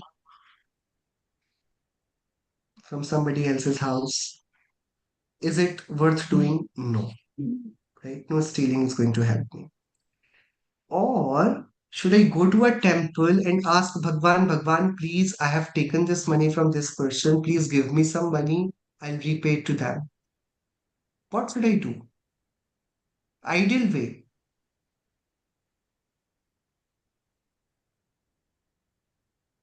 tricky. That situation, Huh? it would be better if we try to understand this whole dilemma, how it has happened, rather than seeking short term help. Because then it will form a long term belief, then it will harm a long term belief. What In should I case if do? it If I have taken money from you and now I am finding it difficult to return, what should I do? According to you, if I am the borrower, you are the lender, what should I do? Advise me. Talk to the borrower and Mm. talk to the lender, Yeah. sorry, and explain your situation and try and come up with a plan to No, try so and like should I take some intense take some puja thali and do the puja of the lender, like what should I do? No, Like just request hard what? work. just talk to them. Just talk to them. Just talk to them. Correct. Talk to them and What most will they say? At what most will they say, okay, you had to return me this year, you return me the next year. next year. Yeah. Yeah. Or, this is the sum, I let go of the interest, you just return to me the principal. That's what we'll do, right? That's what we will do. Mm. What if, see, if you propose this, it is fine because you are the lender. But what if I approach you and I say, see, I cannot give anything to you. If you can take it from me, take it. I'll see to Mm. it. Then am I being the honest person? No. The good thing would be, see, this was the amount, this is the interest, this is what I owe to you. I'm not in condition today to return it to you. I have intentions that I'll return it to you. I do not want you to reduce the amount. I want you to give me some more time. This is what we do. Yes? Yeah. Yes. Yeah. Adversities are just karmic loan.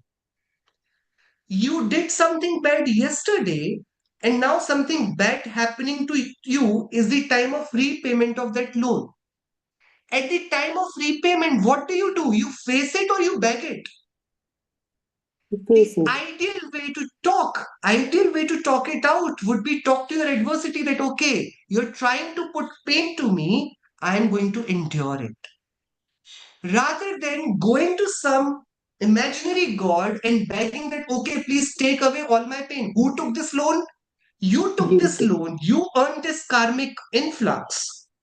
I took the karmic loan now. I did pap yesterday. Today that is fruiting itself. This is the payback time. A person who hesitates from paying back is a dishonest person. He can call himself a great devotee of a god, but he is being a chore, a dishonest being, if he's approaching his God to take away his miseries, which the God did not send to him, which he earned it himself. You took this loan. To endure this pain is your responsibility. If you are shying away from this responsibility by going after a God and praying to him that take away all my pain, you're being dishonest. Yes. The God can take away your pain today, but it will further spoil you. Tomorrow you'll do four more bad things. He will say, there is a God who will take care of my bad business. Right. Right? So in Jainism, we do not adore God for any desires that take away the pain or bring the joy. We purely adore Bhagwan because we like their state of being and we want to be that contented, that calm, that free from rag and dvesh. And therefore, we are repeating three things. Oh Bhagwan, there is only you who is auspicious.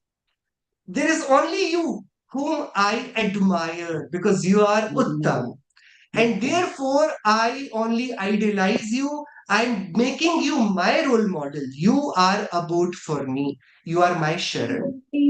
So, this is again, like I said in the beginning, it is just the extension of the same affirmation which we undertook in the Namokar mantra. We are now elaborating it.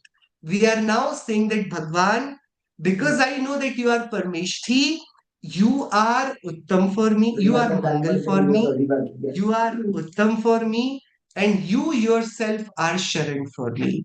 You are Sharan for me. So we are repeating it is a Namokar mantra only. The parties are all same. Now we are just revising our conviction that, okay, this is for me. Understood, everybody? Fine. Sir, I have a question. Yes, please. Please, please, please. So when we say I want to become like them, there is still a element of desire in there, right? So and when we say rag, uh, it is also a desire, right? So there is. Brilliant question. So again, the rag is involved, again, the vitaragta is questioned, right? Now, there are two types of desire, and that's where the beauty of Jainism kicks in. One desire is of external objects. We call it desire. The other desire is of self purification, the internal things. I want to be calm. I want to be kind. I want to be honest. It does not involve anything physical. I want to have a car and I want to be contented. Both are different type of desires. So when the desire is of inner quality, we do not call it desire, we call it bhavna. When the desire is of external thing, external object, we call it iksha. Iksha and bhavna, they both are the same things. In iksha, you're desiring externalities. In bhavna, you're desiring inner upliftment. Jain Dharam keh raha hai, the Jainism says that bhavna is far more capable, far more potent in translating to reality than our desires. Because desire is actually begging others to come your way. Bhavna is convincing yourself to walk that way. So it's easier to convince yourself than to convince others. So iksha is a wrong way to go. So therefore, desires are always considered in terms of external things. But the bhavna, the intent, it is always considered in very self-centered sense. So it will not be called iksha then. It is different from desire. It is desire, but not of anything else. So I'm just trying to better myself. I want to be a better being than what I am today. This is what I'm aspiring for. It's such a beautiful thing to do. So therefore, we are calling it affirmation. It is bhavna. I want to be Arihanta. So I do not want to have body like Arihanta. I do not want to have voice like Arihanta. I want to have calmness, the knowledge, the vitrakta like Arihanta. So this becomes bhavna. ठीक है and Jain धर्म भावना प्रधान दर्शन है ये वाली बात this one thing is very you know everything that we do is nothing but the feelings. It's all see, on your birthday I gave you a card. ठीक है, what did you like the card? Why did you like the card?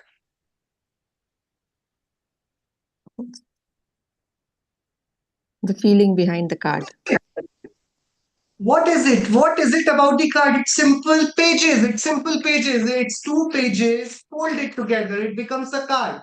And I make some smileys and emojis and I write happy birthday. Oh, Anubhav gave me a card.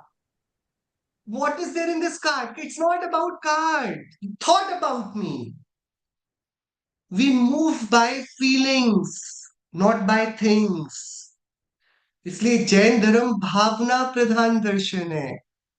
9 बार नमोकार मंत्र 9 बार क्यों पढ़ रहे हैं? Why are we being so mechanical? It's not about 9 times repeating it. It's resolving 9 times that okay, I want to be Arihanta, I want to be Siddha. You're repeating.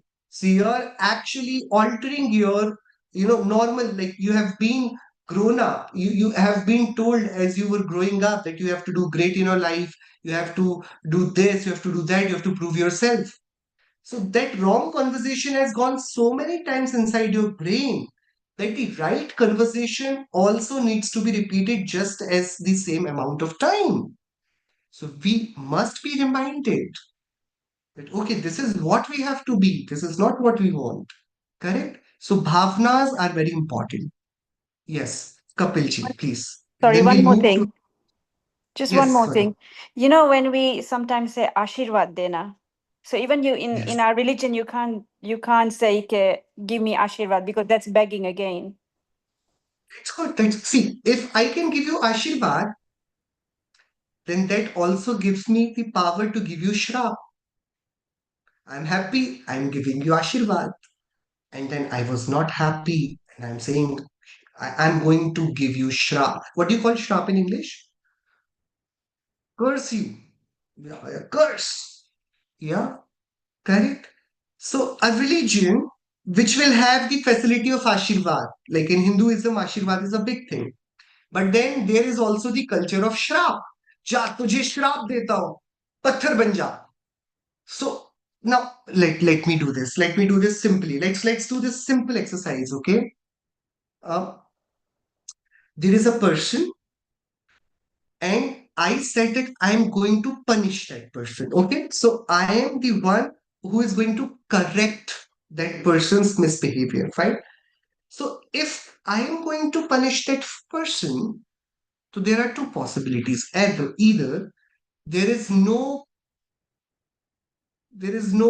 karmic administration in charge, means the karmas are not working and therefore I have to do the divine intervention. If I'm going to punish him, what will his karmas do? So either I do not believe in karma vyavastha, and so I'm saying that I'll have to punish him. And if I actually punish him, I become greater than the karma itself because karma could not punish him. I am going to punish him. But if I become the one who punishes him, I must be very scared because if he can be punished by me, I can also be punished by somebody else. I am not a supernatural being. I am also like them, like that person. So when you accept this facilitation of the exchange of curse or blessings, when you believe in this, you let go of the authority of karma. You become the authority. And when you become the authority, then you become the puppet. Puppet. I am sitting it here quietly is not because of my karma, because the people in my house are kinder till to me till death. And I am not sure if their mind goes off, they might just burn me alive. So I become being here becomes the result of my parents being calm and kind. But no, we are believing in karma philosophy. We're believing in that, right? So if I believe in karma philosophy, then my action do not dictate your life. Your karmas dictate your life. Correct? So therefore, if I'm seeking intervention from somebody else, I am rejecting the karma philosophy. If I'm rejecting the karma philosophy and I'm thinking, oh, everybody can give me blessing, but the moment you give one person the authority to bless you, you give 100 others to curse you, the facility to curse you. It's a very wrong business. You'll be in a great trouble because good people are rare, bad people are everywhere. So if anybody can bless you, then anybody can harm you. I would not want that world order to function where my life becomes the product of others' mercy. No. My good character, my good conduct will bring blessing to me. And if I've done something wrong, that karmic loan, I'm open to repay it. I'm not being dishonest. If I have done something wrong, I am committed to endure the consequences. I'm not a chore. Like I did it, but I want to run away from the consequence. If I've done wrong, I offer myself to bear the consequences. I'm not the one who is going to run away. Therefore, our Bhagwan is called Mahavir. He's not running away from karma. He is standing tall when the adversity strikes and he says, I am sufficient. I have the power to endure all sorts of adversity and I cannot shy away from my own wrongdoings. If I have done wrong, I should honestly offer myself to bear the consequence. So please think about it very nicely why we are saying it. If our Bhagwan can be flattered like our politicians, if our Bhagwan can be bribed with all the prasadam and puja, then our Bhagwan is just the another good, what should we say? He is just one of us, maybe with a better costume. Yeah, because these are the same things that we are flattered with, right? So Bhagwan has to be Vitragi, and in front of a Vitragi Bhagwan, there is no point seeking for mercy or seeking for blessing. Rather, you seek that, oh Bhagwan, I be like you. That's all I want. Rest is my business. I'll take care of that. I have, with your great path, I have this courage to face my own adversities. Yes, yes, Kapilji. Um, Thank you, Anubaji. Just a small thing. So we are talking about we should not do rag dvesh. We should not, take any karmic bondage and everything.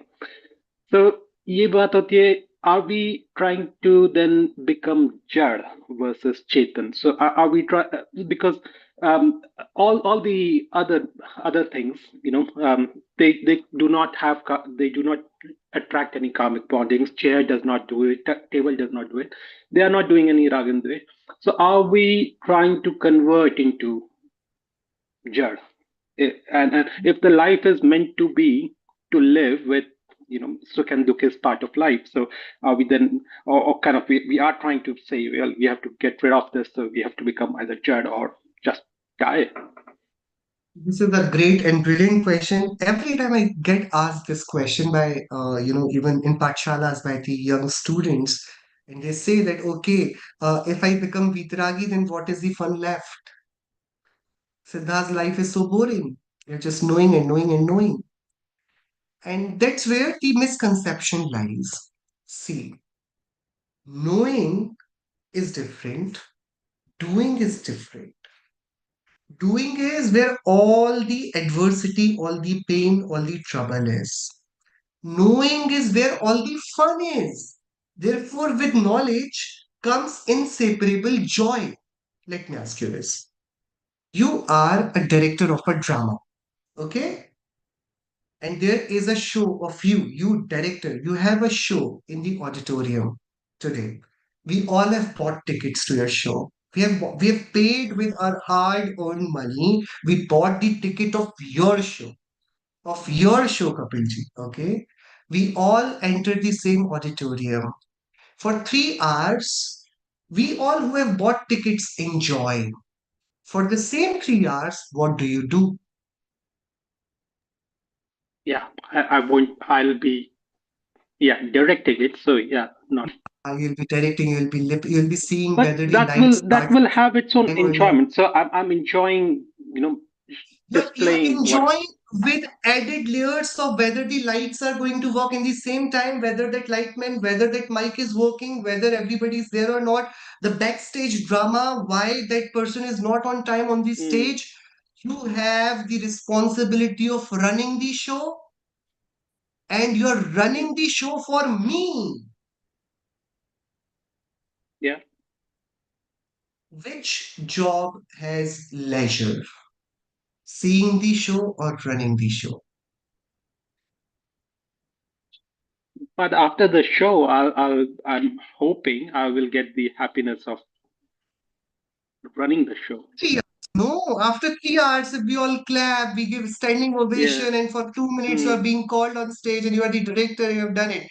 At that time, you're sighing with relief. Oh, thank God it all went. It's not. It's that. It's not the joy. It is the joy derived from nothing going wrong, of all the tensions finally translating to a successful show. Correct. But for us, it was never a problem. We were just wondering, oh, the light came from there. How well did he act? We had no clue about all the tensions that you were in. So with us just knowing, we became the the enjoying audience. We enjoyed. So knowing is never dull. Knowing has its own part of joy. The only problem is we're used to knowing by doing only.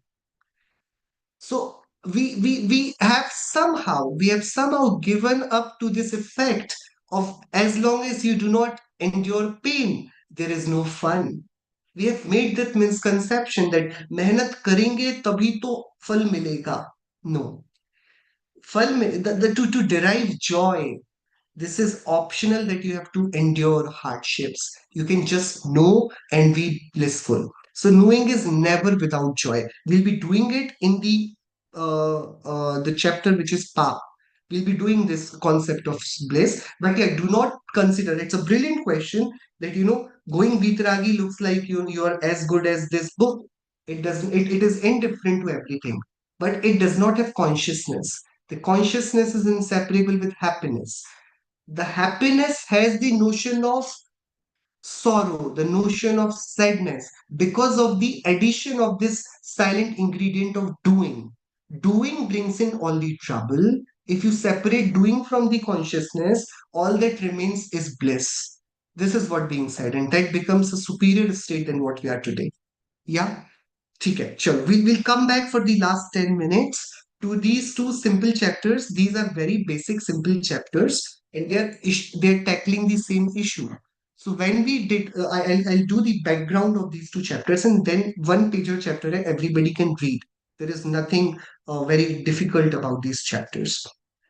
Now when we bowed down doing Namokar mantra, we also praised Namokar mantra through Eso Panchanamoyaro, and then we convicted ourselves. We resolved that okay, only these four things are auspicious, these four things are supreme, and thus I must take abode of these four things. So we did the Chattari Mangal. We repeated the Namokar mantra in Chattari Mangal part. This is what we did. So suddenly, the the person asked, like each one of us is asking, then okay, fine. If these five supreme souls are or the forms of self, if we are affirming to be like them, then okay, tell me one thing: do I have to go to temple or not? If Bhagwan is Vitragi, he's not going to give us anything. I myself can become Bhagwan. Then what is it that I should go to temple to for? The question is, you're not asking anything. He's not taking away any of your problems. He's not giving you any of the solutions like, okay, he'll help you in this and he'll help you in that. He's not giving you blessing. He's not taking away our problems. If that is happening, if this is the kind of God we are praying to, then there is a problem. Should we go to the temple at all or not? So the two questions come. First question is what is Bhagwan? First, the concept of Bhagwan in Jainism. So the third chapter is Tirthankar or Bhagwan, the notion of Bhagwan and Tirthankar in Jainism. Okay? And the fourth lesson would be if that is the concept, then should we go to the temple? How should we go to the temple? Why should we go to the temple? That is the fourth. So these are all the one big chunk of one big series of interlinked chapters. Ramukar Mantra was the prayer. Esopanch Ramukar Mantra was the prayer of the prayer. Chattari Mangal Path, Chattari Loguttama, and Chattari Saranam Pavajami, they were our resolves resounded that okay, this is auspicious, this is supreme, I take this, I choose this, I want this. So we did that, the resolve of the like pledge. After prayer, there was this pledge of Chattari Mangal. Now we are asking, okay, tell us then what does the God do? Who are Bhagwans? Who are Tirthankars? Why you guys are always fighting over Tirthankars and Bhagwan then? Right? So now this is the third question. The fourth question would be, if at all we should go to the temple, then what is the procedure? What is the process to go to the temple? Simple question hai. These were written about 70, 80 years ago now. So they are written in a way in which the children would learn it. But I'm reading it in a very simple way so that we can have a context what Bhagwan and Tirthankar is. And we'll conclude this lesson in the next class then. I'll read it's a one-pager chapter. There is a conversation between a student and teacher. Sir, is Bahubali not a god? Any one of you who has seen the Bahubali movie? Sorry, who has not seen the Bahubali movie? Katappa, Bahubali. Have you heard these names? I'm not sure. Not seen? Oh, good, good, good. So it is not about movie. It is not the same Bahubali we're talking about. Yeah. Bahubali is a great historical figure celebrated throughout the history of India. Who has gone to do the darshan of Gomatesh Bahubali? Have you had the virtue of going to Gomatesh Shravan, Bahubali Bhagwan? Shravan Belgola? Yes. Shravan Belgola? Yes, Yeah, we. Shravan Belgola, Shravan. Yeah, Yes, we have. it's magnificent. It's out of this world. Yeah, yeah. And not just there, Bhagwan Bahubali. There are a few temples. While we take up on the hill, there's a temple of Shantinath Bhagwan. This temple of like such temples filled with sheer peace.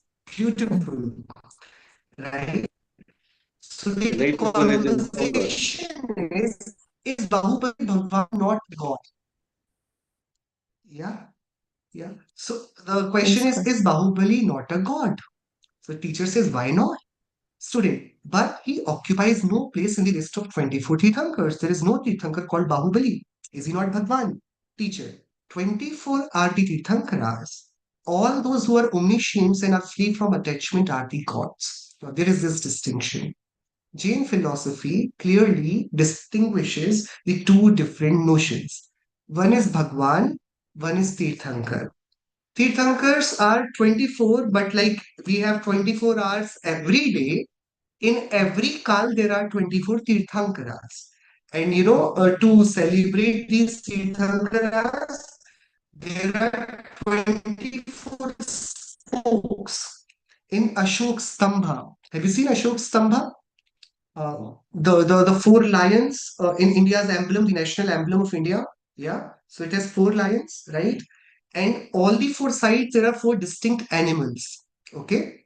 The first animal is a bull. The second animal is a horse. The third animal is an elephant. And the fourth animal is the lion itself. Okay? And all these animals, at the center of this, there is a circle. We call it Dharma Chakra. It has 24 spokes. If you count it, the same spoke goes to the Tiranga. The flag of India, it has that central chakra, right? If you count it, it has 24 spokes. Okay? It has been borrowed from Ashok Stambha. It denotes the Indian legacy of Ashok Stambha.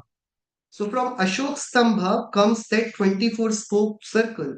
It is called Dharma Chakra. Each spoke denotes one Tirthankara. So there are 24 Tirthankaras and The four animals which are there in national emblem of India.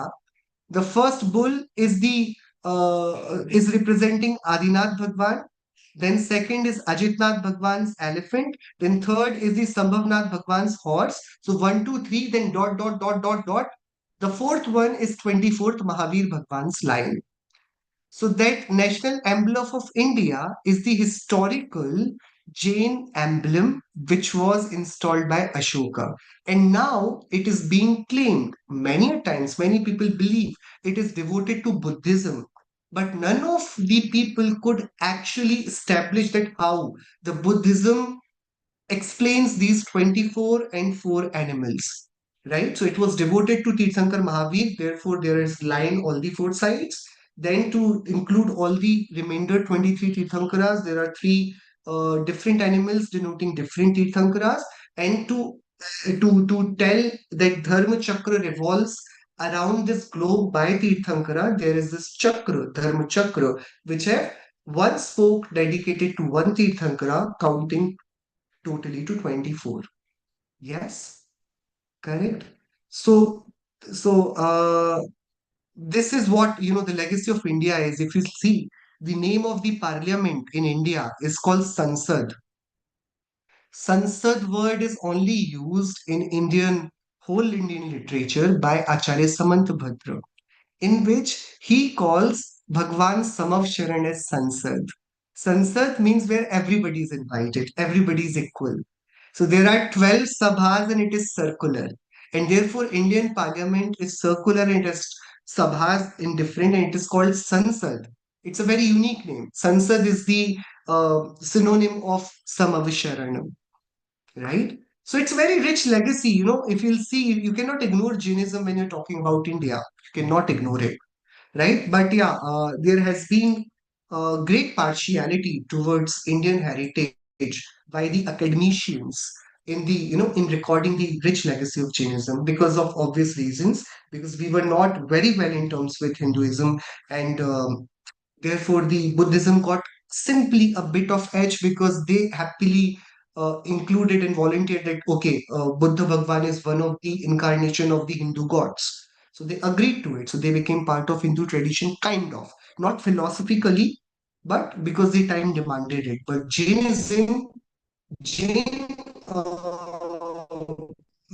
teachers were very clear that no, we are the tradition who do not consider the gods as doers, and therefore we can never merge with Hinduism, separated from that thought. Right? So the question is being asked that is Bhagwan Bahubali a god or not? Because he is not included in the list of 24 Tirthankaras. So the teacher is saying 24 are Tirthankaras, but Bhagwan is anybody. All those who are omniscients and are free from attachment are gods. Are the Tirthankaras not gods? That no, the Tirthankaras are indeed gods. But even those who are not Tirthankaras, but are unattached and omniscient, that is Vitaragi Sarvagya or Keval Gyani, that is the Arihantas and the Siddhas are also God. So Namo Arihantadam and Namo Siddhadam. We are going down to Bhagwan's gods or Tirthankaras. We are going down to gods, means Bhagwans. And Bhagwans can be Tirthankaras or not be Tirthankara. Okay, we are going down to Bhagwans. Who is a Tirthankar then? One who preaches the right path to liberation, is surrounded by the magnificence of Samavsharan, which we are calling Sansad, and other glories, and in whom Tirthankar Nam Karma has come to fruition, is called a Tirthankar. These are 24 in number. Kindly let us know their names, since these are the very fundamental classes. So the names of Tirthankaras are reproduced over here for everybody's revision. 24 names are there of our 24 Revo Tirthankaras.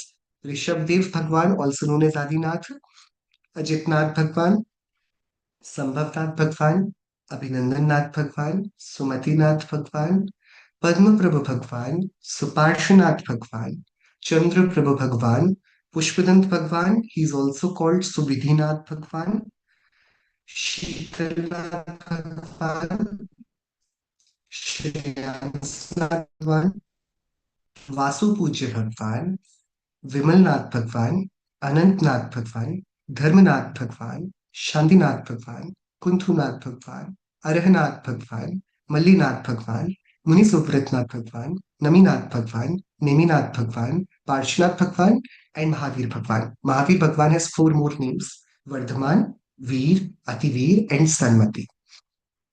Student: Sir, it is difficult to remember these names. Teacher: No, it is not. I recite a poem which you should learn by heart, then it will be easy for you to remember these names. And there is this which we all remember, I think, in Pujan of 24 Tirthankaras. It is the same quadruplets which has been reproduced. Rishabh Ajit संभव अभिनंदन सुमति पदम स्वपार्श्वजन राय चंद्र पुहुप शीतल श्रेयांस जिन वासु पूज्य पूजित सुर राय विमल अनंत धर्म जस उज्ज्वल शांति कुंतु अर मल्ली मनाय मुनि सुव्रत नमी नेमि पार्श्व प्रभु वर्धमान पद पुष्प चढ़ाए. Sir, what is the good of knowing these? What is the sense? Why are you telling us about the Tirthankaras and Bhagwan? They are anyways not giving us anything. They are Vitragis. See what is written in this very book of children, okay? Balbodh, what it is written in these two lines. We can ourselves attain godhood by understanding their teachings and practicing. We are learning about Bhagwan not to adore them, but for being one of them. That is the intent of learning all this. That हम भक्त नहीं बनेंगे, हम भगवान बनेंगे. Enough of going down to others. We now want to surrender to ourselves and make ourselves God. Yeah, make Atma great again. America तो बार बार हो ही जाता है great, right? We have to make ourselves great. Yes, Ji. So I'll stop here. Bhagwan and Tirthankar ke बारे में we have done it. You also have a brief look through this. What is the main crux? In simple terms, we'll do it in the next class, and then we'll do the how to go to the temple, and then in the next class we'll try to summarize the whole first part of it, so that we are done away with the Balbodh part one, and we have sufficient fundamental basics to start our journey towards the actual Jainism classes. Yes, Paras bhai, quickly we'll do this. Yeah, thank you so much, sir. If I can take a question. Um, when you spoke about like Ashok Chakra and the four animals and stuff, like everywhere in history, you have reference to Buddhism and who brought it, Emperor Ashok. But then when you give the explanation from a Jain perspective, it makes sense and it aligns with the Tirthankaras, the everything that is there. But why don't we more fight our cause and spread it more? Because in the wide world, it is just around the Buddhist concept, right? Nobody knows, but you are telling us now we understand. The Jains are either busy making money or fighting with each other. So nobody has time to do in academia and put forth their side of the story on world stage. But slowly and gradually, the more students are entering into the Jaina studies, and they are trying to put forth a few papers, because academicians only believe on what comes out through research, and nobody will believe because we are discussing, or we are for them it will just be an inference that okay, I made a good story and I told you that this is how it belongs to James, but they would want. So the story of even Ashoka is very conflicted. If we do proper studies, the story of Ashoka is mostly studied from the point of view of Buddhist text. But when you study the Ashoka from Jain historians, it becomes a very different story.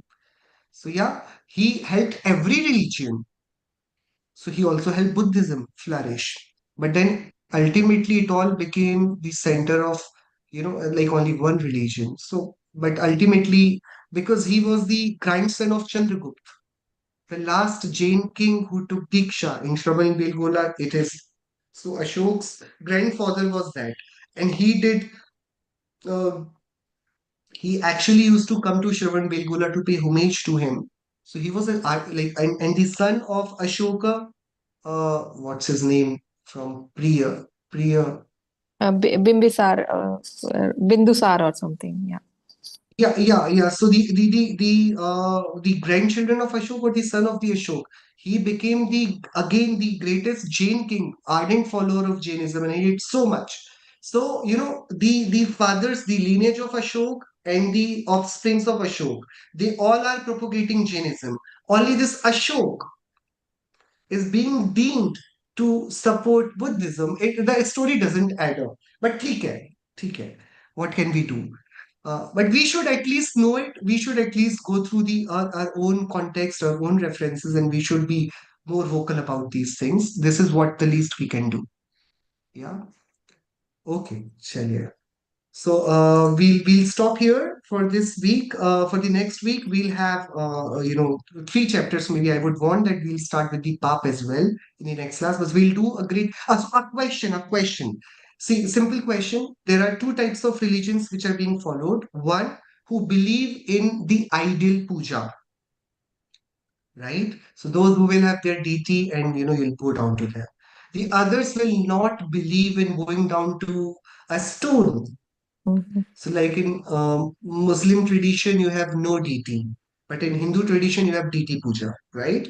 In Jain tradition also, we have Deravasis and we are Sthanakvasis. So, those who do not go to the temple, those who go to the temple. So, I would want you all to contemplate on this whether it is right for a living being to go down to an idol made up of metal or stone, which does not speak. So rather, should a living being bow down to a lifeless object which has been crafted by an artist? Okay, this is the question that we're going to contemplate on because it is a question of great. Anybody can say that okay, the Muslims are very particular about it. So when they came to India, they actually broke all the idols of the temples they could see because they were very strictly against Murti Puja. So, what are our thoughts of it, what we think of it, and that's how we'll do the Dev Puja chapter. So, I'll stop here. If you have any Can I? questions, do write them on the group. We'll do the questions in the next class. Then. Okay, can I just ask one thing? I've put it on Yes. the chat about the wordings for the stuti that you say after the Naukar mantra and the one you say at the end, the uh, Mangalacharan. I will yeah, right away Mangalacharan. share If you the two please put it slides in which, in yes, English, yeah. sure. Thank you. I will do that. Sure. Let's do Jumani Stuti. निज निधि निज में बताई यह अनंत उपकार है उसके लिए चिन्हवाणी माँ को वंदना शत बार है उसके लिए चिन्हवाणी माँ को वंदना शत बार 9 times from